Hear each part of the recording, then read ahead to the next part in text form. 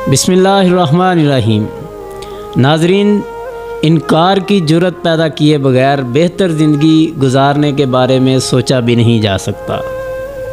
जो लोग ज़िंदगी को अच्छे तरीके से इंजॉय करना चाहते हैं वो लोग बिला ज़रूरत किसी भी मामले में हामी भरने से बचते रहते हैं।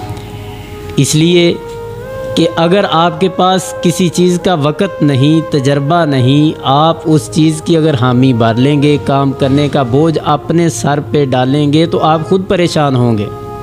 अगर आप बोझ अपने सर पे लेंगे, परेशान भी होंगे, टेंशन भी, और उसके साथ साथ फिर जब काम आपका नहीं होगा दूसरों की बातें भी सुननी पड़ेंगी। इसलिए ऐसे मामलात से हमेशा बचते रहा करें। जुर्रत, इनकार की जुर्रत जो है वो ज़िंदगी के अंदर बहुत अहमियत की हामिल होती है। ऐसे मामलात से बचते रहना चाहिए कि जो लोग बिला ज़रूरत जो भी काम हो, जो भी मामलात हों, उनसे बचें। आपके पास उसके लिए वक़्त नहीं, आपके पास तजर्बा नहीं, आप महारत नहीं रखते तो आप इनकार कर दीजिए। वो आपकी ज़िंदगी के लिए बेहतर होगा, बजाय इसके कि आप उस काम का आगाज़ करें और रास्ते में छोड़ दें तो वो ज़्यादा परेशानी का सबब बनता है।